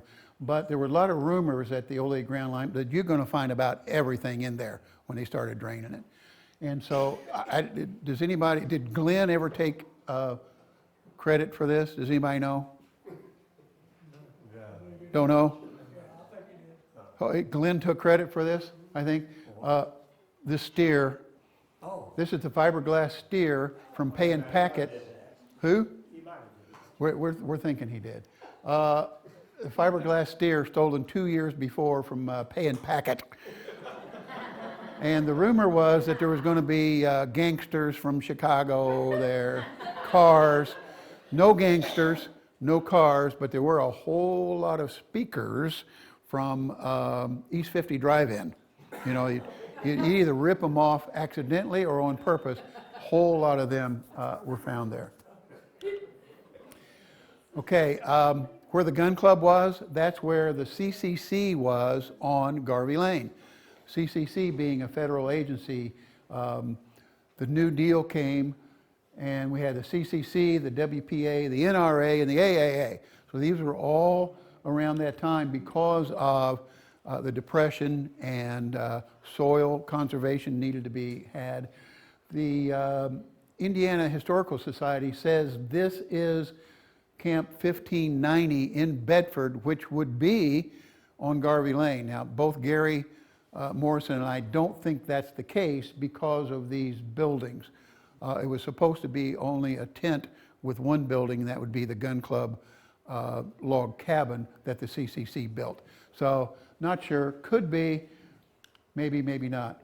But the CCC was on Garvey Lane, camp number 1590. During the Depression, you had the Dust Bowl. That was a big deal. And so 3 billion trees were planted. They called the CCC boys Roosevelt's Tree Boys, because that's a lot of what they did. There were 2,600 camps around the U.S. employing 3 million kids. And these kids were men 18 to 25. They got paid $30 a month. That's the good news. The bad news is they had to send 25 of it home to their parents. It says it in everything I've read says that's the truth. So the CCC was mostly responsible for dams, a lot of state parks, including, including Spring Mill, gully control, erosion control, that kind of thing. So that was on the buyer's property, about right here. 425 men at any given time in tents, and they built the log cabin. Bellback. We'll mention that because, you know, the people on Bellback, they were our people also. Bellback here spelled one way. Here's a photo of it today, the Bellback Quarries. Here's a new 37. Here's Bellback Lane, Bellback Road. And you could go from here back there on a dirt road. I did it many, many times. But I would also go from the public service, which is right here, and this is now 8th Street, also at one time called X Street. Right here at this corner, you could go on the dirt lane and go all the way to Bellback, hook up that way. And that's where I would go past the Gardner Cemetery, walk past it, and I would also see some of these little erosion dams that the CCC built. And I haven't found them yet. I'd like to see if those are still there. My understanding is that they are. Okay, how do you spell Bellback? Take your pick. I don't know. Here's some more pictures. This was taken in the late 80s. The tracks were still there. This was going back to Bellback. The Monon went back there. A little past there, it would cross the Salt Creek. And here he took a picture a couple years ago where the tracks had been taken up. And Bellback, you can't get back there anymore. So what's in a name? I don't know.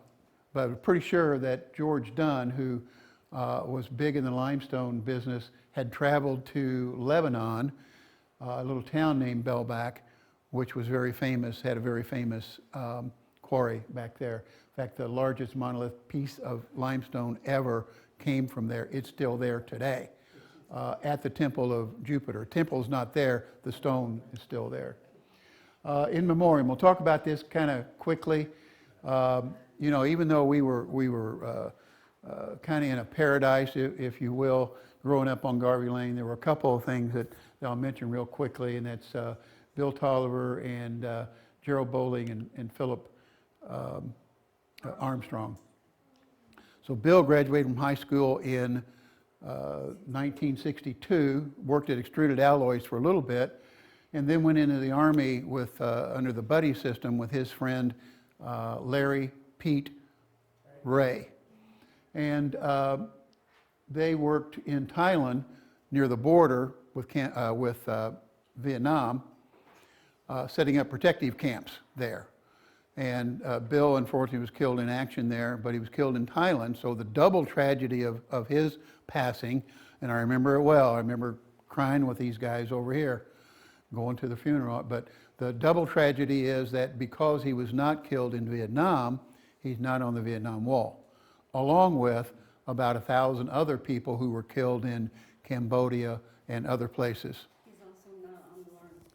He's also not on the Lawrence County one. So Joyce has worked on that. Some other people worked on it. I'm going to try to work on it a bit and see. That just seems a little rude. These two guys here drowned in the quarry that we talked about a minute ago on Garvey Lane. These are Oolitic boys, Springville boys that went to Oolitic High School. They were swimming in the quarry, which I'm sure their parents told them not to, and drowned. Took about 7 days to find them. They were sure that they were there. The car was there.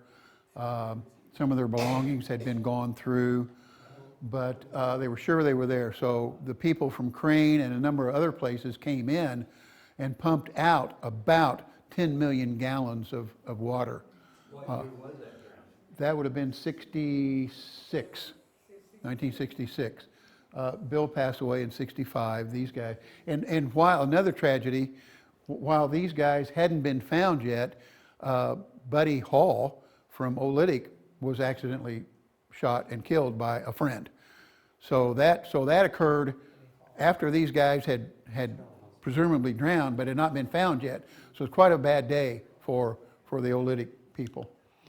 So a couple of discoveries: lost land, treasure at the treasurer's house, treasurer's office, and a military connection. This in green, this is where I grew up. This is my 3.5 acres that my mama and my daddy and my brothers lived on. You can see the numbers 34, 35, 36. Oh, here's 33.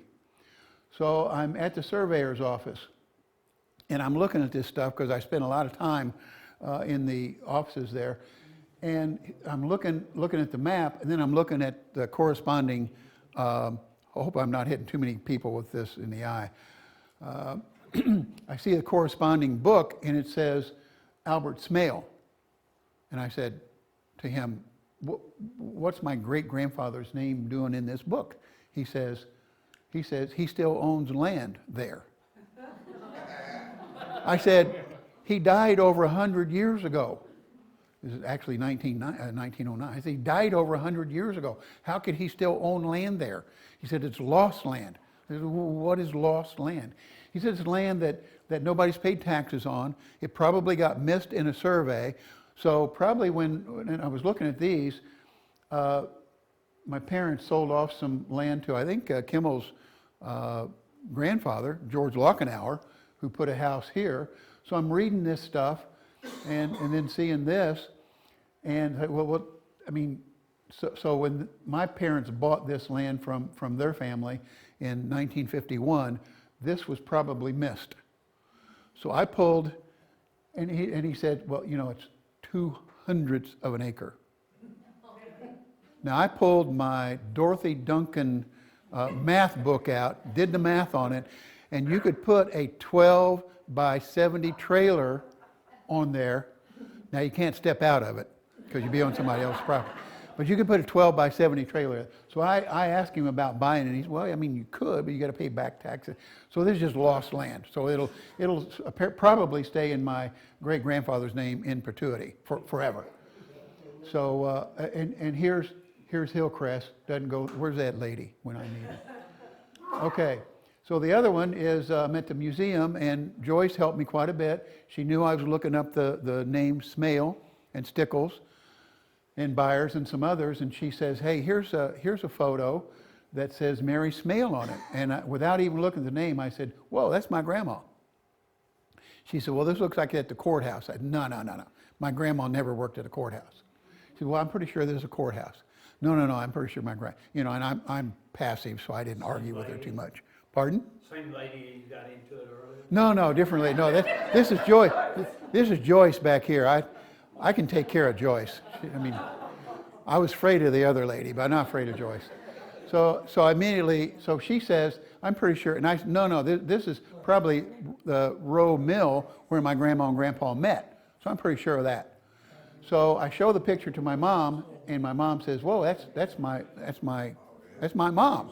So, and she says, and I said, well, I think that's a courthouse. She said, no, my mom never worked at a courthouse. I'm satisfied. So I'm at the courthouse, and I'm in the auditor's office, and I'm looking some stuff up, and I say to Patty Dorsett, who works there, I said, would you take a look at this picture for me? And she says, yeah. She says, that's the treasurer's office. I said, okay. She said, that's right next door. You want to go over there and look at it? Well, yeah, because my mom even said her mom didn't work there. So we go over there, and sure enough, here's these teller-type windows, the brass teller-type windows. They're still there. This safe, still in the same spot. This would have been about 1930. It's still in the same spot. And my grandma's cooking the books, I think. That's how we could afford that property there on Garvey Lane.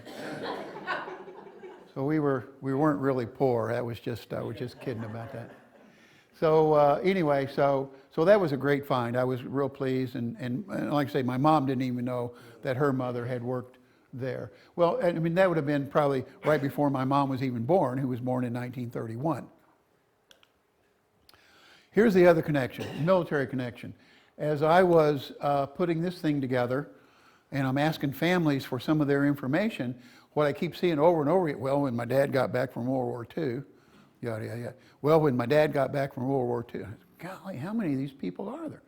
So I started putting them all together.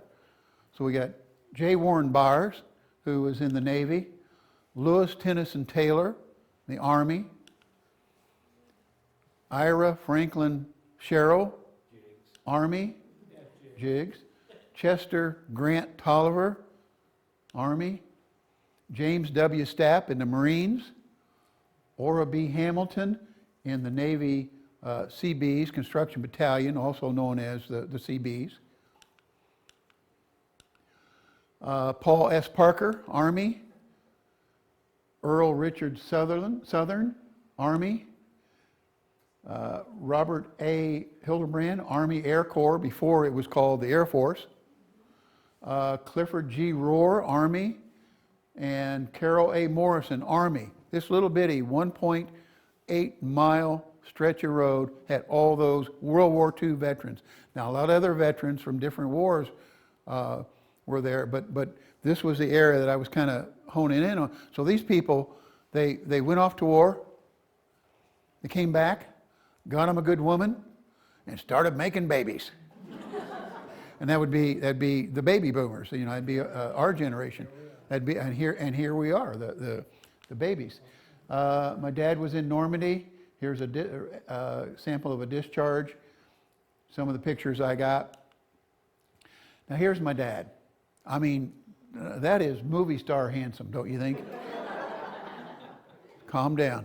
Just getting some people excited. That is movie star handsome. Now he says he went to school with Claude Akins, and I think and the math works out right. So I think he probably did. Just movie star handsome. You know, Claude was a good actor, but man, he didn't have looks like that. Now, I don't know, the other guy over here, I don't know, maybe it's just me, but you know, I think that's Larry Bird's dad.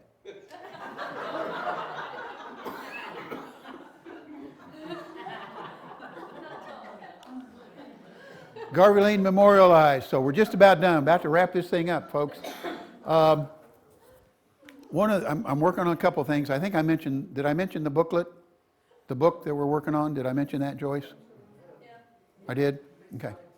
So yeah, so we're gonna take this as the base, and all the stuff that you guys gave me, we'll be putting in there with all the photos. I didn't show all the photos that some of the families gave me because they gave me too many.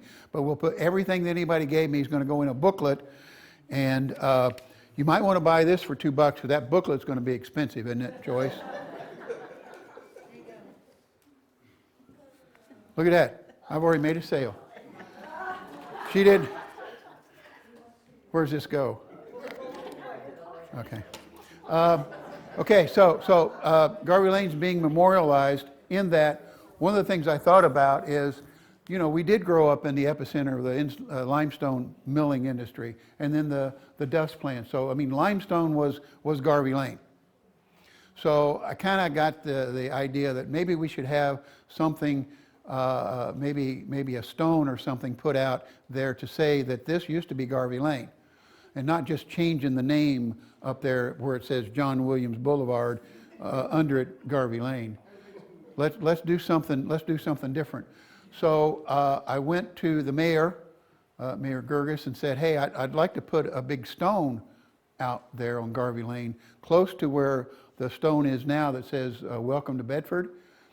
So as you turn into Garvey Lane from 37, there's a sign that says Welcome to Bedford. So I'd like to put a stone kind of off to the back of that, maybe 50 yards. There's a stone there now, and I'll show you that in a minute. And she kind of liked the idea and said, we need to take it before the board. The Board of Public Safety and something, I forget all the names. But anyway, so she put me on the agenda. I went to the board meeting, presented my case, got a nice letter of recommendation from Rowena, and some other people wrote some nice things. So I kind of went in with loaded guns. Didn't really need to, you know, give them the song and dance and the schmoozing thing that I occasionally do.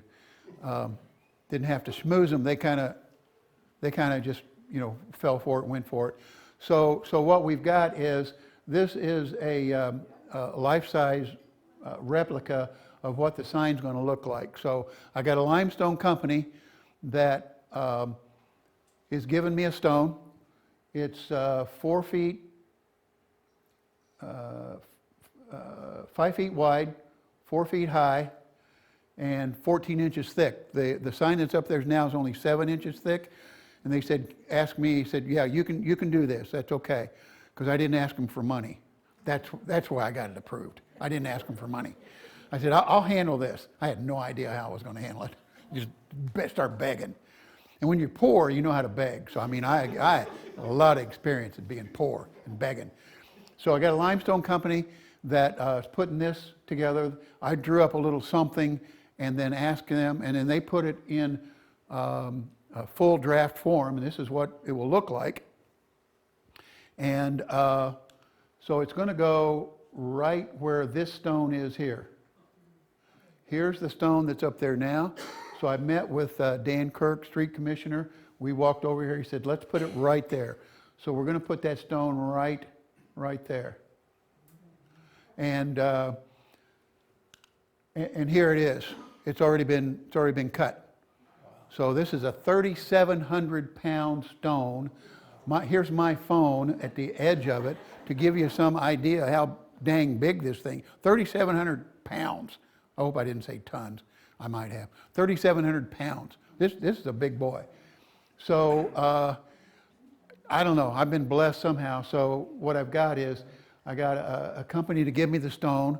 I got a different company to sandblast the names in it on both sides. This is laying down on one side now. I've got a company that's going to set it on there for me. Today, I met with the people that are doing the Aldi's store. My son-in-law works for Gillette Contractors, who's doing the Aldi store. Hey, DJ, would you talk to you're making a lot of money down there in Bedford. Can you talk to your guys and see if they can dig that hole, put the concrete in, do the rebar for me? So I have a meeting today at 1:30 with the people from Gillette who are doing the Aldi store. I said, this is kind of what we got going on, and anyway, that might be a free gratis type thing. Oh yeah, we'll take care of all that for you. So I don't know what I've done to be so blessed, to have grown up on Garvey Lane, have a fantastic mama, great wife, good family.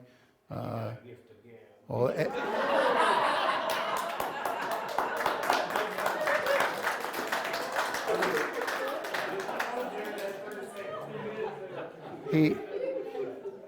let the record. No, I don't think so. Should I? Okay, let the record reflect that the man has been accused of having the gift of gab. I might. I don't know. No, I think it's being poor and trying to do something. So anyway, that's the end of the story. And buy your seedling patch. They're $2 if you buy them from Joyce or Rowena. They're $5 if you buy them from me. And also the membership is like $15. I've been a member for I think like 3 years here, and membership's only like $15. You get 4 of these a year, and I might do another one. So Is that the current issue that just come out? no, this is not the current issue. So do we have to discount this? Is that what you're getting at? Okay, so that is the program, everybody, and if you want to stick around. Good job. Thank you. Run that. If you want to stick around a little bit, let's take a